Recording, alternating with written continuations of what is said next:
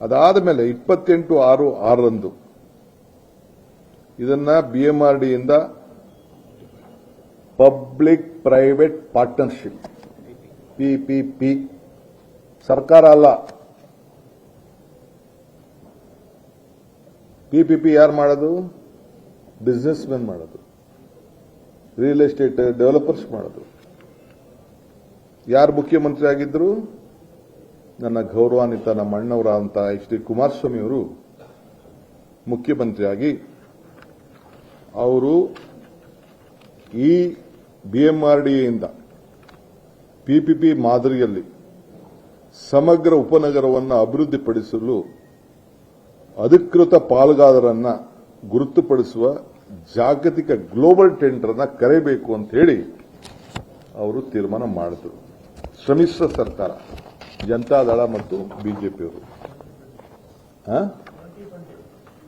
ಅದೇ ನನಗೆ ಗೊತ್ತಿಲ್ಲ, ಅದು ಈಗ ಬಾಲಣ್ಣ ಹೇಳೋದು 2020 ಅಂತ. ಅದಾದ್ಮೇಲೆ 11/6/2007 ಅಡಿಷನಲ್ ಗ್ರಾಮಗಳು ಹೊಸದಾಗೆ ಎಲ್ಲಿ ನೆನ್ನೆ ಗಲಾಟೆ ಆಗಿದೆಲ್ಲ ಆ ಜಾಗನ ಮರಂಡಹಳ್ಳಿ, ಮಂಡ್ಲಹಳ್ಳಿ, ವಡೇರಹಳ್ಳಿ ಭಾಗಶಃ ಗ್ರಾಮಗಳನ್ನು ಹೊಸದಾಗಿ ಇವತ್ತು ಆ ಟೌನ್ಶಿಪ್ ಒಳಗಡೆ ಸೇರಿಸಬೇಕು ಅಂತೇಳಿ ಜನತಾದಳ ಮತ್ತು ಬಿಜೆಪಿ. ಆಗ ಗೌರವಾನ್ವಿತ ಅಶೋಕ್ ರವರು ಸಚಿವರಾಗಿದ್ದರು, ಸಮ್ಮಿಶ್ರ ಸರ್ಕಾರ ಕೂಡ ಇತ್ತು. ಗೌರವಾನ್ವಿತ HD ಕುಮಾರಸ್ವಾಮಿ ಅವರು ಈ ರಾಜ್ಯದ ಮುಖ್ಯಮಂತ್ರಿಯಾಗಿ ನಾನು ಕೂತಿರುವಂತಹ ಜಾಗದಲ್ಲಿ ಅವರು ಕೂತ್ಕೊಂಡಿದ್ದರು. ಸೊ ತಿರ್ಗಾ 2010 ಬಂತು.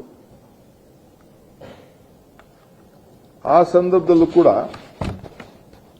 ಯಡಿಯೂರಪ್ಪನವರು ತಿರ್ಗಾ ಒಂದು ಸಮಗ್ರವಾದ ಉಪನಗರ ಯೋಜನೆಯನ್ನ ಮುಂದುವರಿಸಬೇಕು ಅಂತ ಹೇಳಿ 2ನೇ ಬಾರಿಗೆ ಗ್ಲೋಬಲ್ ಟೆಂಡರ್ ನ ಕರೆದು PPP ಮಾಡಲಲ್ಲಿ ಅವರು ಕೂಡ ಆಹ್ವಾನವನ್ನ ಕೊಟ್ಟರು. ಆಗ ಕೂಡ ಅಶೋಕ್ ರವರು ಸಚಿವರಾಗಿದ್ದರು, ಅವರು ಕೂಡ. ಅದಾದ ಮೇಲೆ ನಾನು ಹೇಳೋದು,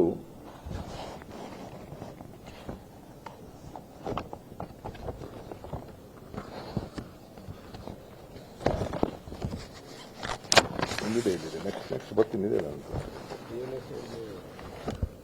ಅದಾದ್ಮೇಲೆ